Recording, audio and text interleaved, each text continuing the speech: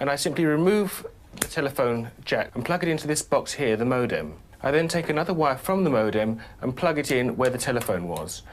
I can then switch on the modem. It's now telling me to phone up the main press cell computer. So it's a very simple connection to make. Extremely simple.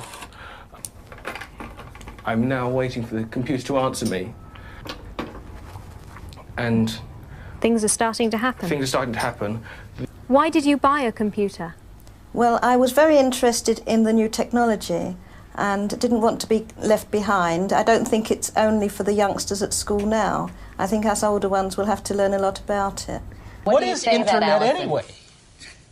Internet is that massive computer network, the one that's becoming really big now.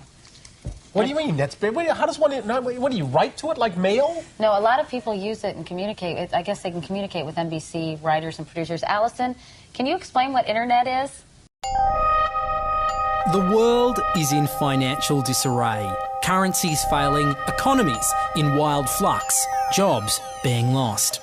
But what if you could build an entirely new economy, one specifically designed for the digital realm? Well, that is the dream behind BitCoin. BitCoin, for those of you who don't know, is an electronic online currency that was created in 2009. It was made by someone who did it under the pseudonym Satoshi Nakamoto.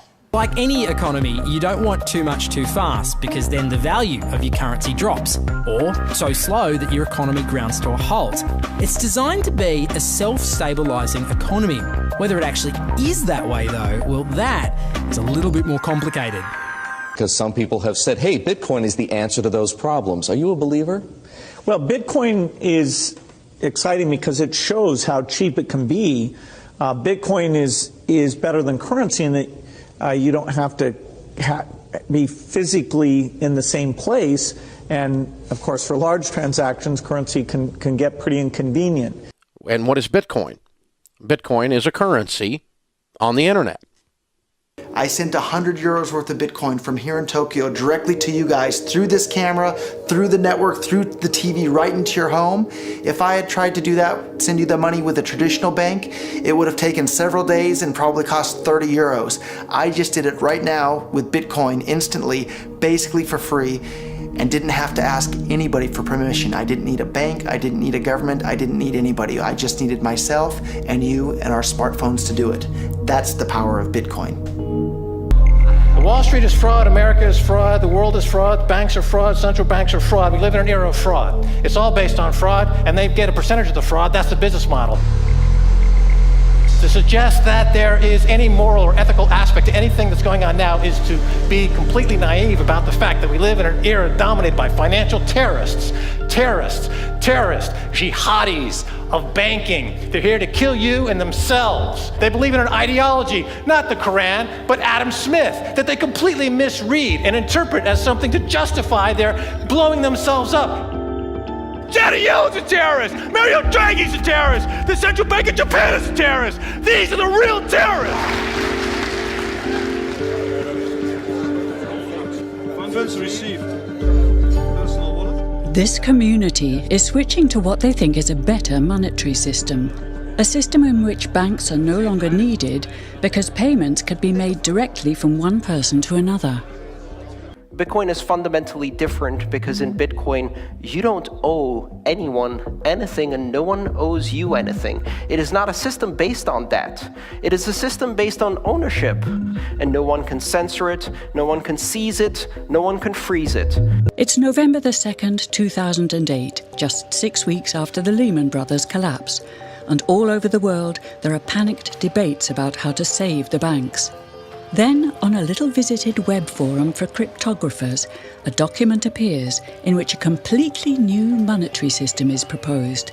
The visionary author calls himself Satoshi Nakamoto. These were the darkest days of the financial crisis. So that to me suggests a very clever mind that saw an opportunity, the perfect opportunity to introduce a new radical technology and a new radical approach to money and finance at just the right moment when people would be very open to making this big shift that's required to adopt a new currency. What's exciting for me is like a global economy. Right now we say we have a global economy, but I can't take $1 and give it to you in the Netherlands and then you know what to do with it, right? You would have to go and change it to your native currency.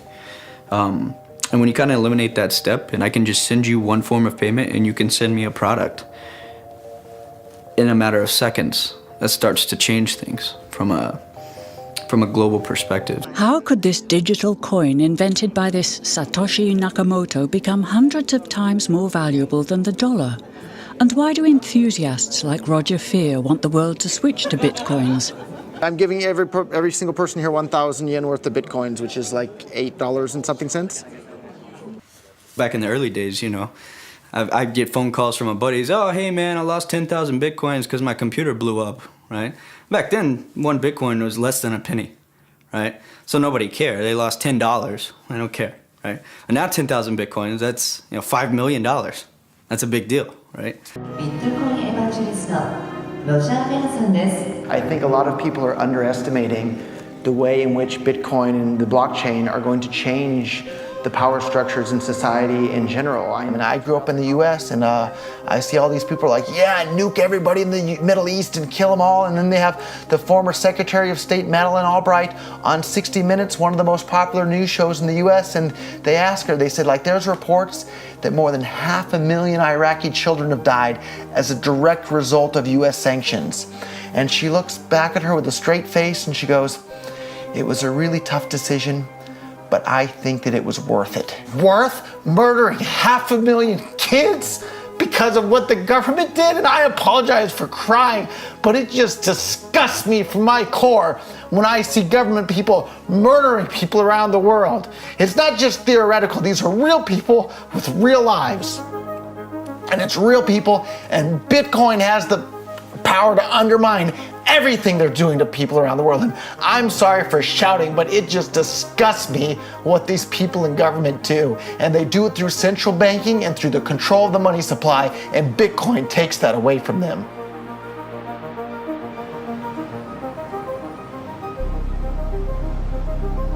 You can buy Bitcoin at the Shell station. Check it out. Good. Got $2. Hit finish. Oh. $2 Bitcoin. Just like that. From this machine. I just turned cash into digital currency. So thinking that it's too late to get involved in Bitcoin is like thinking it's too late to get involved with the internet or too late to get involved with using a cell phone. Like, it's not too late to get involved with Bitcoin. If Bitcoin becomes really popular all over the world, Bitcoins are going to have to be worth at least tens of thousands of dollars a Bitcoin, if not hundreds of thousands of dollars per Bitcoin. So thinking it's too late to get involved with Bitcoin is like thinking it's too late to get involved with using the internet. Of course not. Like, it's ubiquitous in our lives, and Bitcoin's going to become ubiquitous in our lives as well.